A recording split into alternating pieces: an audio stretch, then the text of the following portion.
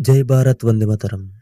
Indian premier ಜನಪ್ರಿಯತೆಯನ್ನು ನೋಡಿ ಪ್ರಪಂಚದ ಬೇರೆ ಬೇರೆ ರಾಷ್ಟ್ರಗಳು ತಮ್ಮದೇ ಆದ ಈ T20 ಲೀಗ್ ಅನ್ನು ಹೊಂದಿದ್ದಾರೆ.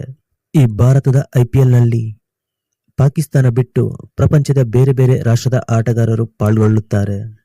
ಈ ಪಾಕಿಸ್ತಾನದ ಆಟಗಾರರು ಭಾರತದ IPL ಬಿಟ್ಟು ಪ್ರಪಂಚದ ಬೇರೆ ಬೇರೆ ಲೀಗ್ಗಳಲ್ಲಿ ಆಟ ಆಡಲು ಕೆಲವೊಂದು ತಂಡಗಳಲ್ಲಿ ಸ್ಥಾನವನ್ನು ಪಡೆಯಲು ಯಶಸ್ವಿಯಾಗಿದ್ದಾರೆ. ಅದರಲ್ಲಿ ಪಾಕಿಸ್ತಾನದ ಕೆಲವೊಂದು ಆಟಗಾರರು ಬಿಗ್ ಬ್ಯಾಶ್ ಲೀಗ್ನಲ್ಲಿ ಆಟವಾಡುತ್ತಿದ್ದಾರೆ. ಆದರೆ ಈ IPL ಮಾಲೀಕತ್ವ ಹೊಂದಿರುವ ಅಥವಾ ಭಾರತದ ಮಾಲೀಕತ್ವ ಹೊಂದಿರುವ ಈ ಫ್ರಾಂಚೈಸಿಗಳು ಏನು ಮಾಡ್ತಿದ್ದಾರೆ ಅಂದರೆ ಪಾಕಿಸ್ತಾನದ ಆಟಗಾರರನ್ನು ತಂಡಕ್ಕೆ ಸೇರ್ಪಡಿಸಲು ಹಿಂದೆಟ್ಟು ಹಾಕುತ್ತಿದ್ದಾರೆ. ಈಗ ಅಂತಹದೇ ಒಂದು ಪಾಕಿಸ್ತಾನಕ್ಕೆ ಹೊಡೆತ ಕೊಡಲು ಭಾರತದ ಫ್ರಾಂಚೈಸಿಗಳು ಮುಂದಾಗಿದ್ದಾರೆ. ಇಂಗ್ಲೆಂಡ್ನಲ್ಲಿ ದ 100 ಎಂಬ ಒಂದು ಟೂರ್ನಮೆಂಟ್ ನಡೆಯುತ್ತೆ. ಇದರಲ್ಲಿ ಇದು ಒಂಥರ 100 ಎಸೆತಗಳ ಆಟ. ಇದರಲ್ಲಿ ಕೂಡ ಭಾರತದ ಮಾಲಕತ್ವ ಹೊಂದಿರುವ ತಂಡಗಳು ಪಾಕಿಸ್ತಾನದ ಆಟಗಾರರನ್ನು ಖರೀದಿಸುವುದಿಲ್ಲ ಅಂತ ಹೇಳಿ ಒಂದು ಮೌಖಿಕವಾಗಿ ಹೇಳಿಕೆಯನ್ನು ಕೊಟ್ಟಿದ್ದಾರೆ.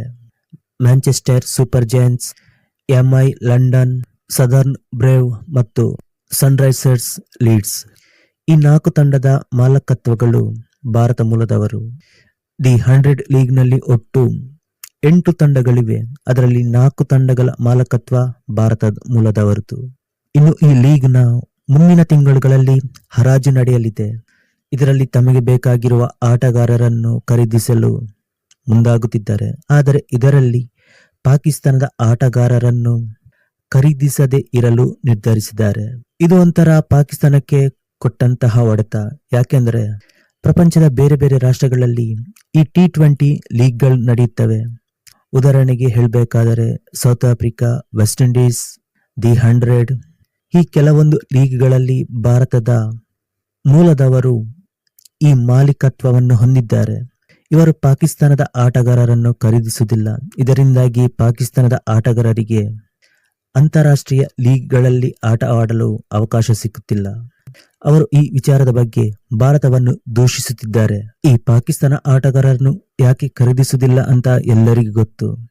ಅವರು ಯಾವ ರೀತಿ ಭಯೋತ್ಪಾದನೆಗೆ ಪ್ರೋತ್ಸಾಹ ನೀಡುತ್ತಿದ್ದಾರೆ, ಅವರು ಯಾವ ರೀತಿ ಭಾರತ ವಿರೋಧಿ ನೀತಿಯನ್ನು ಹೊಂದಿದ್ದಾರೆ ಎಂಬುದು ಎಲ್ಲರಿಗೂ ಗೊತ್ತು.